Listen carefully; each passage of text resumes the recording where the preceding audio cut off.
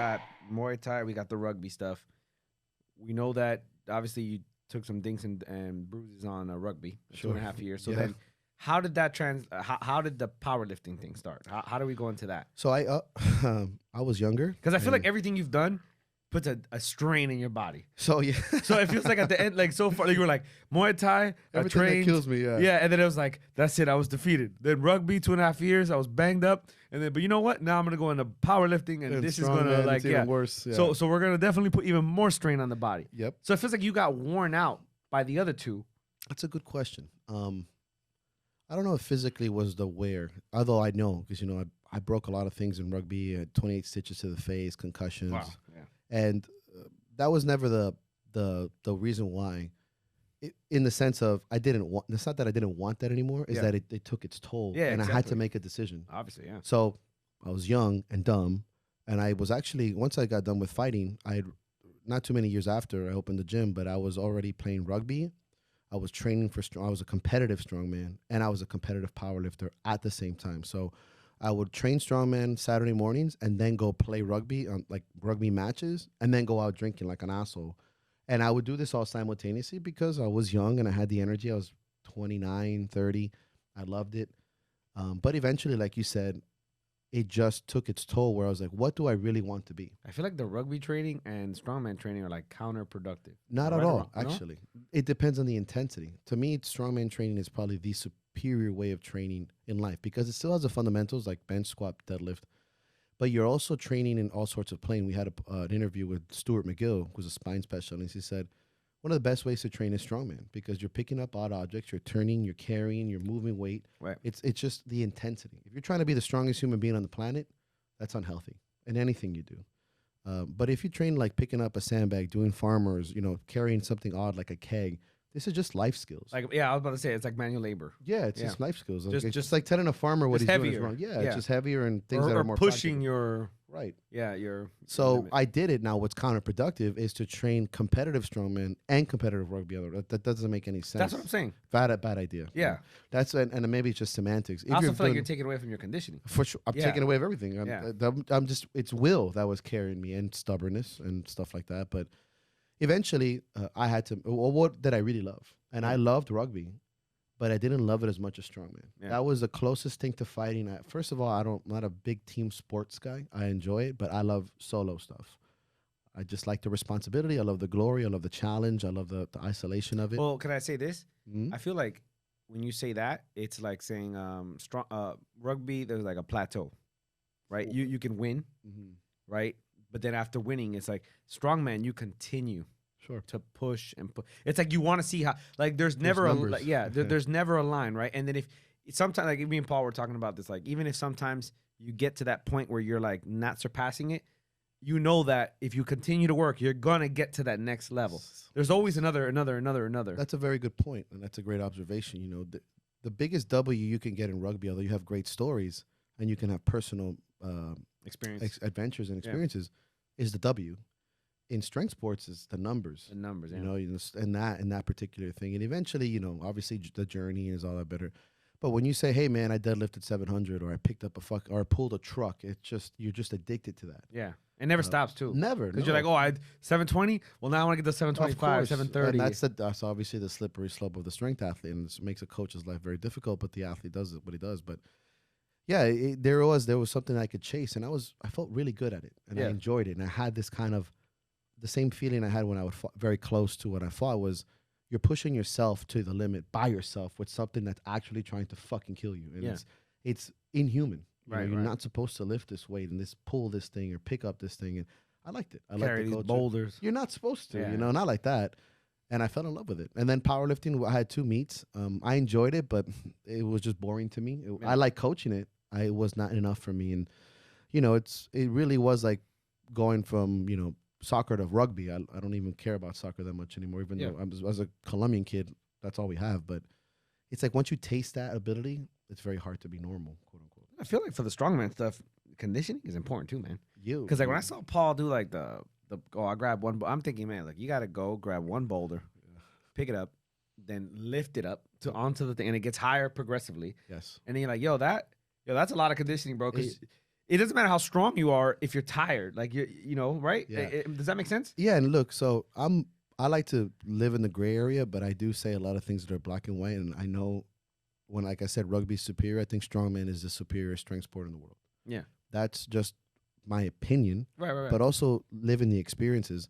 You have to have aerobic condition, anaerobic condition. You have to have maximal strength endurance. You have to be cardiovascularly fit. You have to have low body fat. Because even though you think everyone's big and fat, on the contrary, you're talking about the super heavyweights, which now the world has changed. Most of the guys are pretty lean, 300 something, 20 pounds, and they almost have like a 3-pack, like 4-pack. Like, come on. Yeah. I compete at 105 kilo, which is 231. Most of those guys look like professional rugby or professional running backs. Like we're all just shortish, stocky, very athletic people. You have to be able to move fast. You have to turn. You have to throw. You have to express your strength in sagittal and different turning planes. You're not a stationary lifter. So you explore everything athletically you can. You also have to, like I said, cardiovascularly fit. So you have a long day in the sun. So you have to have a conditioned ability. So I know, like, in terms of like bench, a shorter person has an advantage. Shorter arm person, sure. Yeah, exactly. So in strongman, there's a bigger person because you got to carry all these things. Like, That's a great question. Is there a bigger advantage to a taller guy? Or? Taller guys will always have some advantage. Yeah. Especially like for loading or throwing, but may have a disadvantage on things like farmers and deadlift. So the sport typically equals itself out. Obviously, if you're very, very tall or very, very short, if you're on different sides of the spectrum, you might have extreme advantages or disadvantages. Right. But for the most part, let's say I'll speak for my class specifically. 105 guys are typically between 5'9" and like 6'2". Right. The taller 231 is probably going to have a lot of advantages when it comes to loading the stone, throwing a bag over, but would have a disadvantage for things like me, like a car deadlift or a deadlift in general, or farmers, or picking something up and running with it. Yeah. As a shorter guy, I can move quicker. I also am shorter and I probably expend less energy. I'd have less calorie concept on that, but the sport has a way of equaling itself out. Yeah. Very, very close to many things. It's not like basketball where the short guy is just, you're phenoms. Yeah. For the most part, if you're not over 6'2", 6'3", you're like, unless you're just very, very skilled, Yeah. it sucks. But strongman has an interesting way of, it's so eclectic in its ability to express strength that it balances itself out. But I would say that the average to taller person, I think, has an average or will always have an advantage in most things. Let's talk about your first, because I was fortunate enough to see Paul's first strongman. Let's talk about your first competition. How was that? How did you navigate through that? Was it tough? My first strongman comp? Yeah. This was in 2013. Because from what I understand, you didn't do it here. No. So because Paul's first comp, Miami's Baddest, is my show in the sense of hosting. And he said it was one of the first. Yeah, like, that really didn't exist here. No, in Miami, no. Yeah, we had no strongman. So that's why I was assuming that yours was not here. Yeah, no. I hosted one of the first, probably the first strongman. Not, I'll say one of the first, because I think back in the 80s they might have had one with like Columbo and these guys. But the first Strongman Corporation Strongman show was in Miami, was mine. Right. As well as the USPA powerlifting competition, but we'll talk about that in a little bit. But my first strongman competition was in Tampa Bay Strongest Man at the time. Okay. This was in 2013, and I was still competing in rugby, so I was playing whatever, and I even invited my rugby mates to go see me. I didn't take it as seriously in the sense of I didn't know what the sport was going to demand of me. But I trained very, very hard. Right. But at the same time, I was still going to rugby practices and throwing and stuff. I was very nervous. So your body was going through a lot. A lot. Yeah. I forgot my belt. And actually, Paul had his belt in the trunk. And I was able to use his belt. I mean, I always, at the beginning, I always forgot something. Elbow sleeves, knee sleeves. Right. I forgot my fucking belt, which is such a rookie move. And it was in a parking lot at the Quaker Steak and Lube in Tampa Bay, in Clearwater, actually. Okay. We started at 6 p.m., and I got my trophy at 1:15 in the morning. Oh, my God. Because it was just so long. It was a great show in the sense of the cool stuff, like a truck pull. We did an arm-over-arm pull of a do you trailer. have to do every single... Yeah, you have to do 5 events. Right? Yeah. It was 5 events, and I'll never forget it. It's like a total points of... Yep, it was my novice comp, and I competed, and I won. I won my first 5 shows in a row. Wow, that's great. It was great. No wonder you enjoyed it so much. You're like, I think I'm pretty good at this thing. Yeah, that was probably the last time I won rugby, shit. We're done with you. After that, I was like, this is great. Yeah. And I had a great time. There was a lot of great competitors. But I remember just that feeling of elation. I won a really cool helmet, which I still have.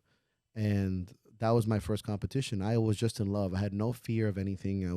I felt athletic. I loved the cheers in the crowd and Yeah. people coming up to me and being like, "Man, that's fucking insane what you Yeah. did." I was like, "Yes, yes, That's it what's is." great about sports in general, right?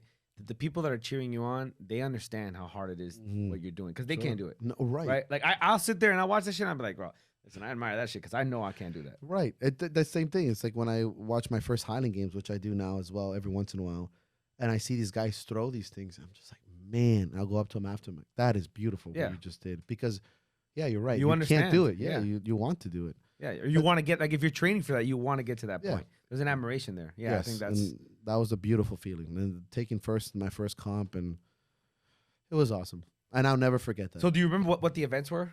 I sure do. It was an Apollon wheel axle clean and press. So it was an axle bar Mhm. with these two giant wheels that you have to clean and press overhead.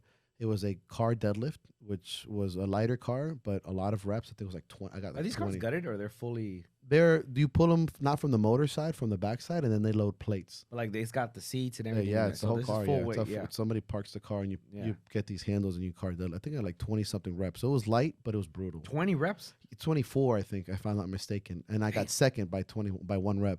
But it was like a cardio. I mean, you're Yeah, but pretty even like a light car is still like 1,000 pounds. sucks. Right? Yeah, Like, it sucks. at a minimum. And you're lifting at an angle, and it was terrible. Then after that, it was an arm over arm truck pull, which you pulled like a trailer that holds cars. We pulled that with a rope. Yeah.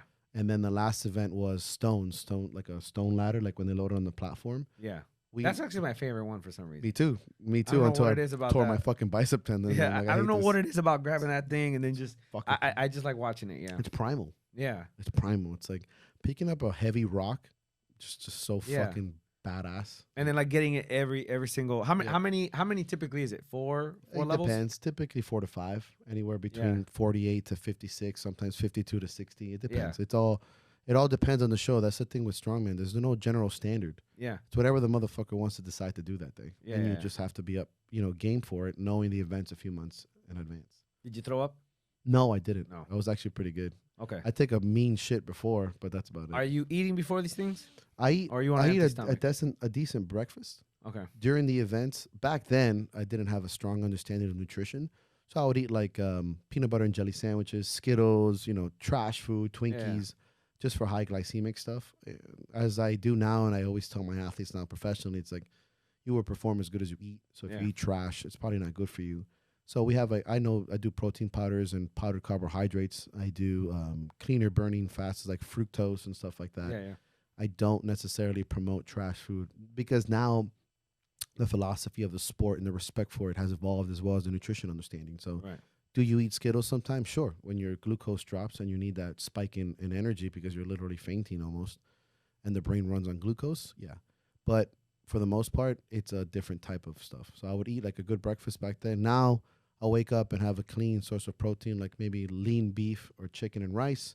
Lots of hydration. It's mostly hydration with sodium and micronutrients in there and EAAs. And then, of course, I'll have my powder protein, powder carbohydrates in between because I don't like to eat. I feel like I'm going to puke Right.